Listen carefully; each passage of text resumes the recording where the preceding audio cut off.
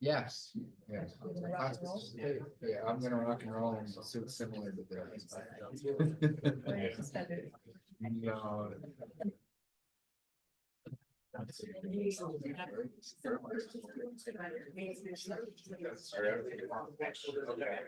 All right.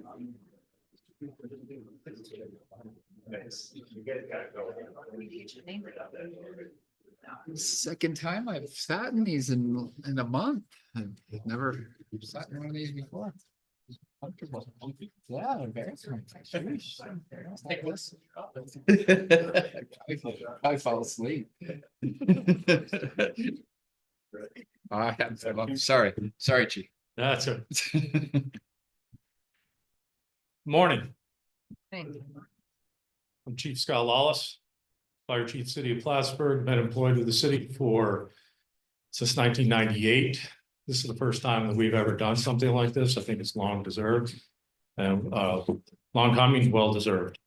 So, the Plattsburgh Fire Department responds to over 4,000 calls for service annually. The men and women of the Plattsburgh Fire Department are trained and ready to answer the citizens in need, calls for citizens in need. Often situations can be successfully mitigated, and in some occurrences, what would have been a likely tragic outcome can be reversed to a positive outcome. The story we're going to share with you today is one of those calls, where, because of the actions of community members and rescuers, a life was saved. Before we tell that story, I would take a minute and introduce some of our guests here today, some of whom will be taking the podium later, share a few words. We've got Mayor Hughes. We've got Eric Day, County Coordinator. We've got Storm Trainer, Clinton County EMS Coordinator. We've got Dr. Tiffany Bombard, who is our Medical Director. And we have Chris Hartman, who is with Plattsburgh High School. We have Counselor Colleen. We have Counselor Bond and Assemblyman Jones. I would like to take a moment and acknowledge Storm Trainer and Dr. Bombard. Storm has been an integral piece in Clinton County EMS training for decades. She has been involved in helping the Plattsburgh Fire Department members with whatever their needs, and for that I thank you. Dr. Bombard became our medical director right after I became fire chief. She was a former paramedic, firefighter, and now an ER doctor at CVPH. Dr. Bombard always brings a passion for EMS. She has been the driving force for continual progress in the Plattsburgh Fire Department, keeping our members current and expanding their skills and competence. And for that, I thank you, Doc. This is an acknowledgement of your work.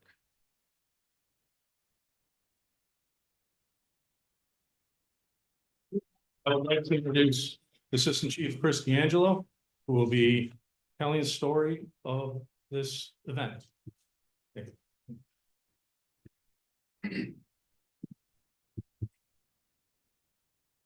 Thank you, Chief. And good morning, and thank you all for taking a moment to join us to acknowledge this event and all the people who were involved in it. As Chief Lawless said, our department responds to thousands of emergencies every year. Much of the time, when we get the opportunity to meet somebody, it's on the worst day of their life.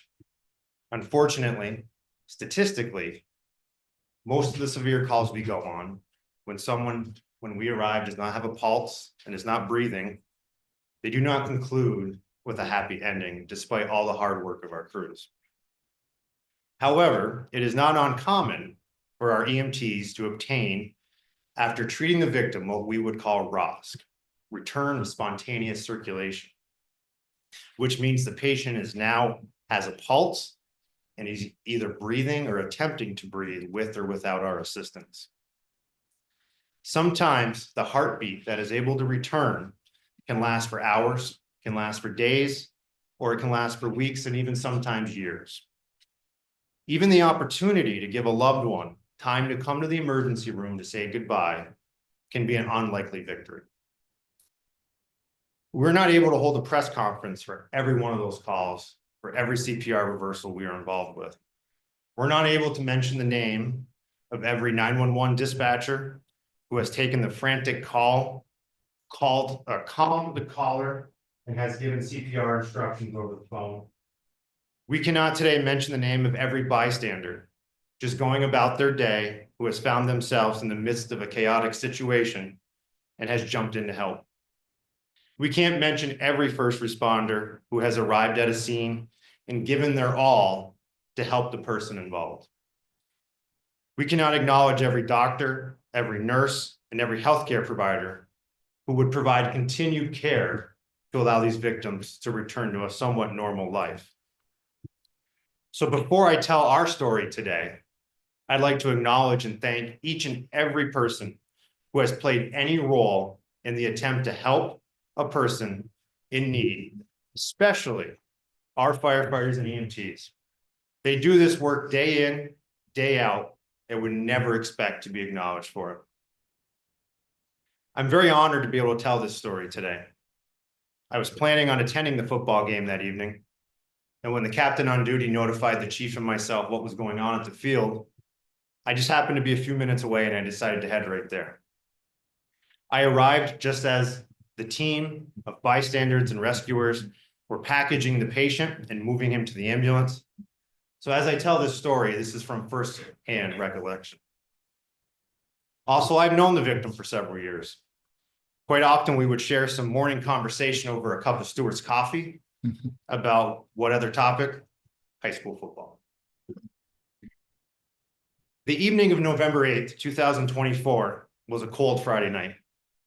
Two high school football teams, both of whom make up probably the most storied rivalry in local football, the Beekmantown Eagles and the Prue Nighthawks, were set to face off in the Class B Section 7 championship game at the Plattsburgh High School Athletic Conference. As the teams were going through their pregame warm-ups on the field, parents, students, fans, and other spectators had begun to fill the bleachers. One of those spectators was Mr. Rick St. Clair. Mr. St. Clair has been a longtime fan of local sports, especially high school football. Mr. St. Clair did not have a child playing in this game, did not have a relative playing in this game. He was simply a fan coming to watch what was sure to be another classic rivalry between these two teams. As Mr. St. Clair arrived to the field, he proceeded to head to the visitors' sideline, which would be the Prue sideline for this game. He approached the bleachers. He ascended the 4 or 5 stairs from the sidewalk onto the landing. As he began to look for what would become his seat for the night, Mr. St. Clair suffered a medical emergency, which caused him to fall unconscious in the bleachers. At approximately 6:36 p.m., as nearby bystanders began to recognize the severity of the situation, many called 911 to request assistance. Those calls were answered at the Clinton County 911 Center by dispatchers Mark Ryan, Mishari Burnell, and Brandon Duco. 911 dispatchers are the starting line of all emergency responses. This team worked together to manage numerous phone calls, all while dispatching the appropriate crews and updating them on progress reports, all while continuing to answer more and more 911 calls for help. There were a number of spectators already in the bleachers, some of whom were off-duty trained professionals who showed zero hesitation to react to the situation. Nick Walker, a critical care EMT with Morrisonville EMS, Kim Labar, a registered nurse at CVPH, Dr. George Ciolak, a physician at CVPH, and Austin Newell, a firefighter with the Prue Fire Department, and Marissa Duquette, a critical care EMT and registered nurse at CVPH, as well as others, all jumped to begin treating the unconscious stranger. With the victim in sudden cardiac arrest, this crew took turns administering chest compressions and rescue breathing. As word of the situation began to spread throughout the complex, Chris Hartman, the athletic coordinator for the Plattsburgh City School District, led the retrieval of the automated external defibrillator from the concession stand not far from the bleachers. As the life-saving efforts continued, Eric Day, Director of Clinton County Office of Emergency Services, assisted in removing bystanders away to allow room for the rescuers to do what they were trying to do. He also continued to update the 911 center with what was going on. At 6:42 p.m., 6 minutes after the first call for help, Plattsburgh Fire Department EMS Unit 286 arrived with firefighter paramedic Melinda Fuster, firefighter EMT Luke Walker. Also arriving at nearly the same time was Engine 284 with Lieutenant Craig King, firefighter paramedic Ryan Sponable, and firefighter EMT Adam Neff. Also on scene was firefighter EMT Hunter Church, who had been assigned to the football field that night to provide EMS coverage for the game, but his shift had just not started yet. As the crews made their way to the victim, Greg Brunell, Chief of the District 3 Fire Department, and Josh Brunell, Assistant Chief of the District 3 Fire Department, assisted them with transporting their equipment and providing that much needed extra set of hands for anything the crews needed. The on-site AED was retrieved from the concession stand. It was used to deliver 2 shocks to the victim. As the advanced equipment arrived in the bleachers, the Plattsburgh Fire Department crew, along with the bystanders, continued care for the victim. All this time, while still in the bleachers, our crews were able to continue CPR, provide ventilations with use of a bag valve mask. The patient was intubated, an IV was started, an interosseous line was started. Numerous medications were administered, and 2 more shocks were delivered, all while still in the bleachers. At this time, after the last 2 shocks, there was a return of a faint pulse.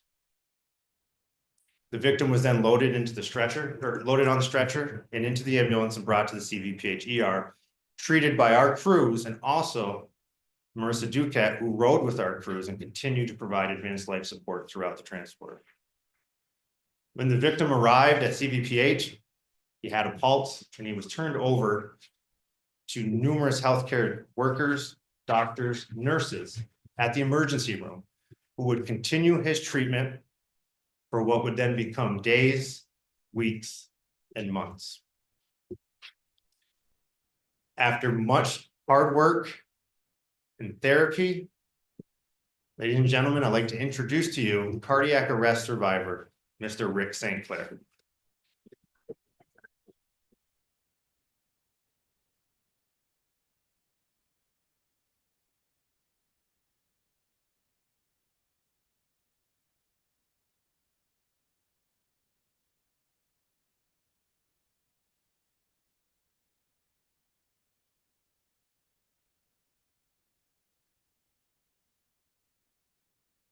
They say a cat's got 9 lives. I think I'm coming close to that. But it was a most frightful thing. Congestive heart attack, failure. I was supposed to went down to my youngest son's apartment that night. It was a cold, windy night, and I was dressed warm. And I love football. And when Proom, Beatmantown gets together, anything can happen. And that night I decided to call him and tell him I'm gonna go to the game. And I think Mr. Hartman here summoned a gator to pick me up. This man was driving it. I felt different that night. I felt like I couldn't get enough oxygen through my lungs. And I was walking and I stopped. And I knew my feet was swollen. I was retaining water. And the man on the gator stopped, says, would you like a ride? I said, sure. And take me over to the brew side. And he dropped me off. And first thing I did was sit on the bottom of the bleachers. And I happened to look back. I said, boy, big crowd tonight. And the last thing I knew, I looked at my watch. And then lights out. They say there's a heaven and hell. I didn't see neither. I was in darkness. I couldn't hear nothing. I couldn't see nothing. It was scary. I was out for probably, I don't know, 4.5 minutes. And these fine people behind me, I owe my gratitude and thanks to every one of you for helping to save my life that night. You did a fine job. You were there quick. And the people, I don't know their names. But also before the ambulance got there, there was people, EMTs that was running from the bleachers down. They came to my rescue. And I don't know who they were, but I thank them anyways. I thank them for helping me. And my son here was, both of my sons, Ryan and Ricky, they were by my side in the hospital all the time. And I thought it was just a day that I was out. I came to after 2 days. And I was laying on my back. I'm looking up at the ceiling. And I said to myself, where the hell am I? Last time I knew I was at a football game. And I said to the nurse, why am I in the hospital? She said, you suffered a heart attack, congestive heart failure. And that shocked me right there. It happened so quick. You remember that night perfectly. And I've had medical problems before, AFib. And I got myself back in the hospital 2 days before having another heart attack.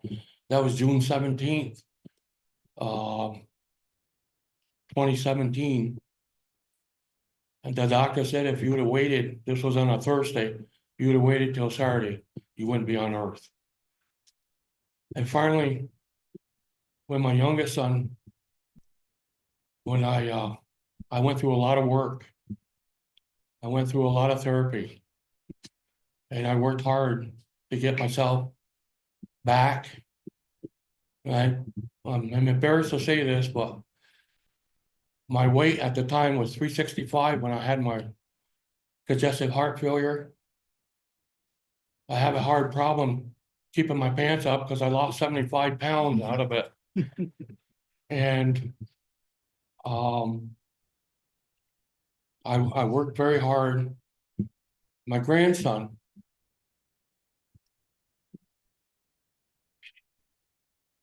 he just turned 9.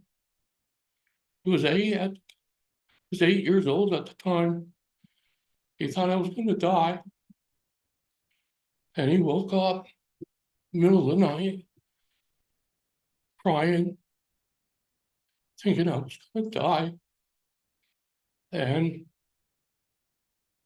he come to the hospital with a teddy bear in his hand and a get well balloon. And I hoisted him. Oh, he put him on my lap, his father. And I said, don't worry, buddy. Pepe's not gonna die. I said, I'm in good hands. And I'm in good hands with people. And with the doctors, the nurses, they were very caring. They were very nice to me. And I said, I'm gonna live. I said, I'm gonna get stronger. Just like the doctor told me, I'm gonna come out here stronger. And I have. And he would have been here today, but there was so much stress on him at the time. It was probably a good idea not to have him here. But I thank all you people that saved my life. I can't be more gratitude. And I thank the nurses. These people are professionals. Nothing less but professionals. And I've heard good things about them. And those good things I heard about them is true. They are professionals. And the nurses are professionals. They took good care of me there. The doctors. And I went for my echo exam January 3rd. And they wanted to see how much pressure the heart was pumping out of the blood. And I was good. And I used a walker in therapy to walk up and down the hall with the therapist. And they were very good to me, very professional. And one was supposed to show up one day, but 3 showed up. So I said, what the heck? 3's a crowd. We could, walk down the hall. And they said, can you walk to the end of the hall? I said, sure. It felt good to have my oxygen back in my lungs. And they said, if you get tired or wherever, you can stop wherever in the hall, take a breather. And she says, we're halfway, you can stop now. I said, hell, let's keep going. I'm fine. So she put the oxygen clip on my finger, the monitor. It was 99. And I went the distance. I walked back. They had me roll into bed, showed me how to roll out, and begin with, back up to the chair, grab the arms and sit down. And I went in the gym. They had like a bicycle there in place. The pedals were hard to pedal. And she says, let's see you do it in 3 minutes. So I was doing a steady pace. And at the time I was doing a steady pace, she clipped that oxygen clip on me. And it said 98. So she said, how about you go 5 minutes? I said, sure, I can keep going steady 5 minutes. And so I went 5 minutes. And she says, wow. She says, it's remarkable. And they gave me a test. The therapist did 5 numbers. Because I was out for 4.5 minutes, whatever it was. And they wanted to see what the oxygen shut off to my brain, if I could remember short term, long term. So I read the numbers to them after, forward and backwards. And they asked me to draw me a picture of a box with the flap open. I did that too. And I said, heck, I said, I can remember what time it was before I passed out. And they said, you can. I said, yeah, it was between 6:30 and 6:40. And they said, wow, that's good memory. I said, I got a memory like an elephant. But ask me at home where I put down my reading glasses, I can't tell you. But I've had medical issues, but this was the most scariest. And to be in the darkness, it's also like having a dream when you do wake up. And I don't know why, but I asked the late Father Dino, Catholic priest, years ago, what's it like dying? Do you really see heaven or hell? And he goes, no, when you die, you're in darkness. And he was right. That's what I saw, darkness. And it's like a dream when after you wake up, you come to. And then you hear all about these people helping me and saving my life and how professional these guys and the women and men are. And CPR is really important. CPR is what saved my life. And I wish more people would take the training up to do CPR. It's been around a long time. And it's what saved my life. And I was admitted November 8th, and I got out the day before Thanksgiving. I worked my butt off in therapy so I could be home with my family for the holidays. And now I've lost 75 pounds. My balance is a little bit off because I think I'm losing so much weight, but I'm stronger now than I ever was.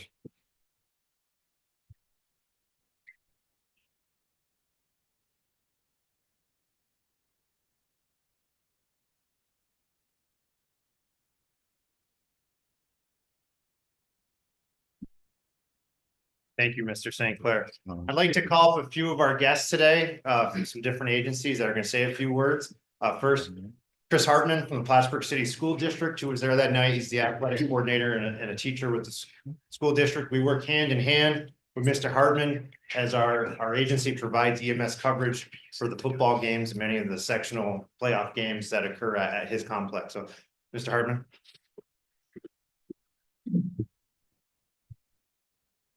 Good afternoon. As stated, my name is Mr. Hartman, Chris Hartman, and I'm the coordinator at Plattsburgh High School.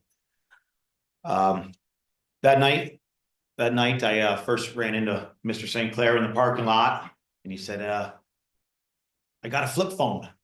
I don't know how to get the tickets because we do everything now electronically on the ticket for the tickets, and I got a flip phone. So I'm glad I can tell the story of you having the flip phone, and I haven't seen you since.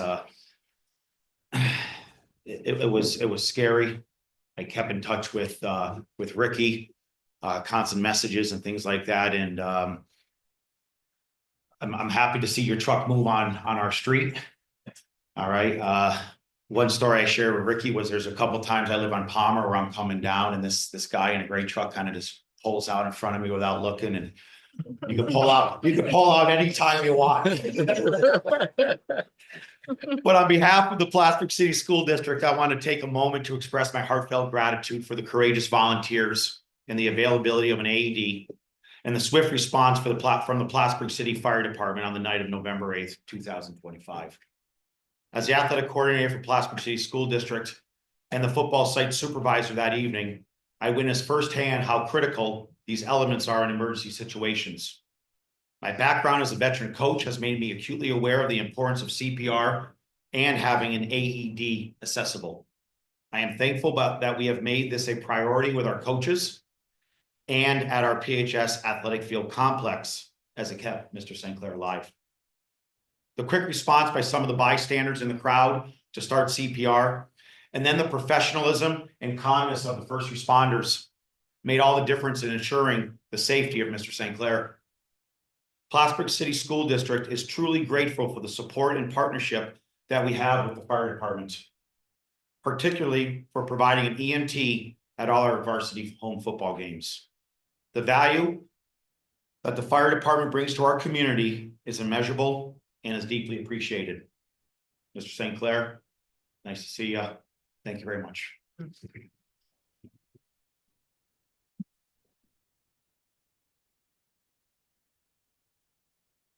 Thank you, Chris. I'd like to now introduce Storm Trainer, Director of Clayton County EMS, to come up and say a few words.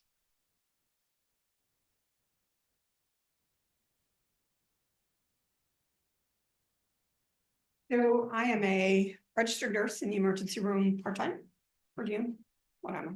And I also do EMS coordination for the county on a full-time basis. My role here is really to talk about the importance of CPR.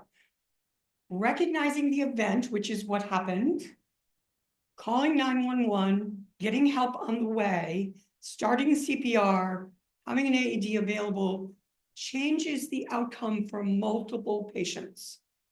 This is what our goal is. This is what we all train for every day. Some of us train a little bit higher than that. And we actually get to give medicines and put in artificial airways and do all of that stuff. But the basic life support that needs to be started right now, if somebody has a cardiac arrest, is the most important thing we learn to do. So my plea to people is that if you don't know CPR or you don't know how to start, and you get caught in an emergency, you call 911 and the dispatchers will walk you through it. The next time you have to do it, hopefully you will have done a course.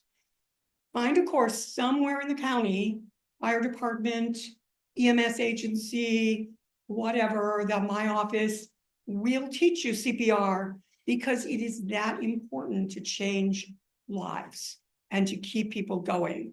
We've seen much more success rate in the last few years than we ever did in the first 40 years of my nursing career, right? So that is my message to you, right? For everyone.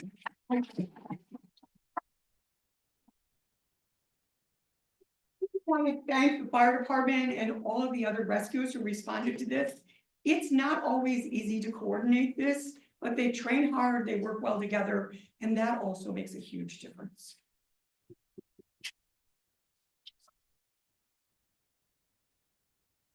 Done speaking. I'll save words. I know. Now we'd like to bring on Assemblyman Jones to say a few words. I want to keep this brief and be seated. You'll all appreciate that, but certainly, Mr. St. Clair, it's wonderful to have you here and be with you today. To all of our first responders, fire department, everyone that does this day in and day out, they always act with such professionalism and they know what they're doing. And I think the message here is, and Storm, you hit it right on, is to get awareness out on what CPR is. And there were people there that evening, November 8th, that happened to be my birthday. It was very windy and cold that day. I do remember that. But ordinary people can do extraordinary things with the tools that you have at your disposal here. Learning CPR. And I was just talking to Amy back here and she said, "Are you CPR certified?" I said, "Yeah, I did it when I was in corrections for many years." I said, "What's the certification?" I'm embarrassed to say I haven't been certified in 9 years because I haven't been there, but I think having some basic understanding of these life-saving needs are so important. It's easy to do. If a dummy like me can learn it, anybody can learn it, and you can really save somebody's life. It's timing. It's all about timing. We hear from our first responders all the time about timing. Somebody can be there to administer CPR by the time they get there, and thank God there were some people there that evening, but it's critically important. I also want to speak on the importance of AED machines. We had some legislation in the state that came up a couple of years ago mandating sports facilities and such had AED machines, and there was some hesitation around, well, it's going to cost, it's going to do this, or it's such a minimal cost for life-saving needs. And everybody should remember that. So any way that I can do to support having AEDs around, it's simple to do and it can save somebody's life. I want to thank our first responders and I want to thank those people there that evening for doing extraordinary things to save somebody's life. Is just unbelievable. And thank you, ladies and gentlemen. Thank everyone here that does such a great job in our community to be prepared for situations like this. Thank you. Please learn CPR. We need to get AED machines out to have the resources and the tools needed for everyone to make sure that we can keep coming to these amazing ceremonies and celebrate people like Mr. St. Clair, and that he can have many more days with his grandson. So thank you.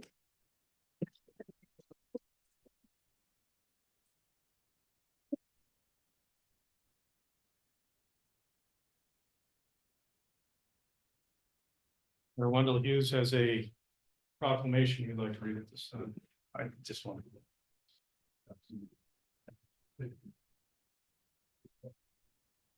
One of those really proud moments to be mayor of the city of Plattsburgh. I mean, these guys, men and women behind me and around the room, just incredible. And Storm, I'd like to know how many people you've actually trained through the years. How many people did Storm train in this room? Me last night again. I mean, just saying, I mean, you know, to see some of the firemen in the back just shows how important these things are, and just thank you everyone that was involved.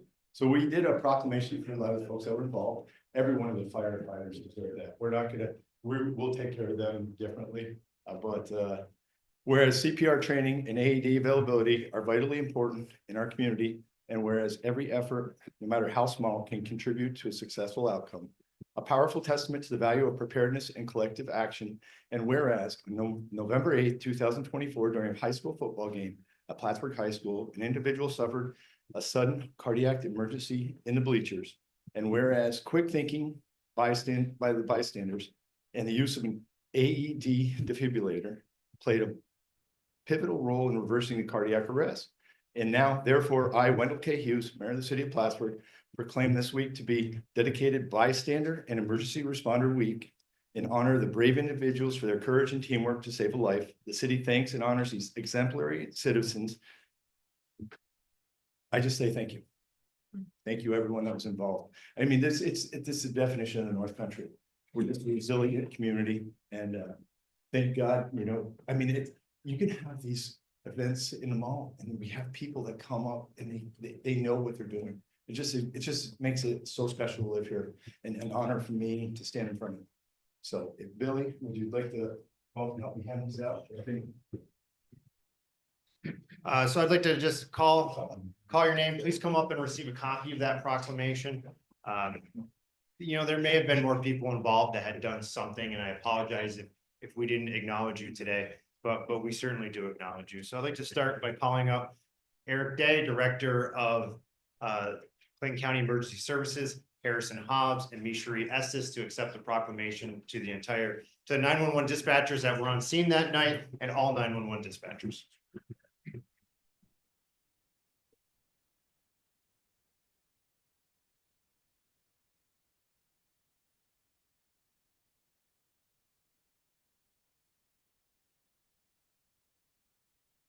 Mr. Nick Walker.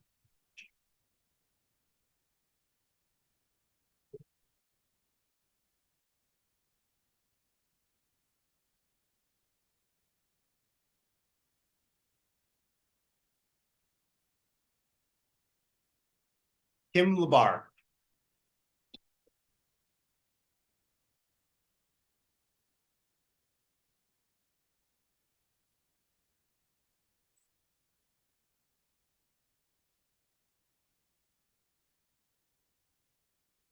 Dr. George Seelak.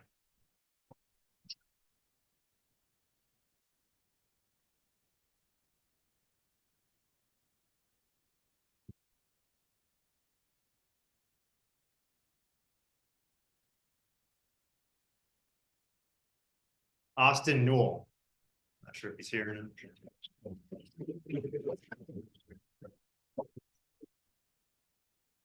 Marissa Duquette.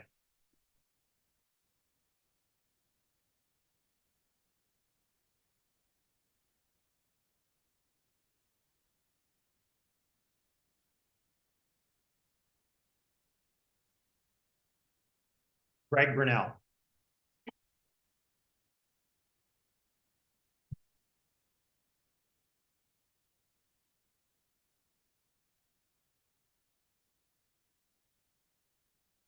I don't think he's here, but Josh Brunel.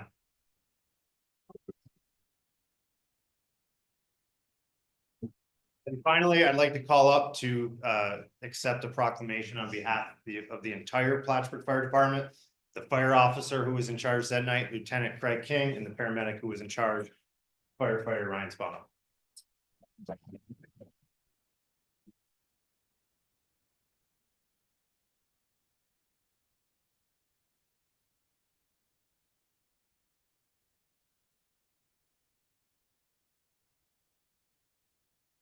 Just to follow up, fantastic job by everybody. I'm glad we're able to celebrate this victory, and I'm glad you're doing very well. Thank you very much. Everybody go out and get some CPR training. Thank you.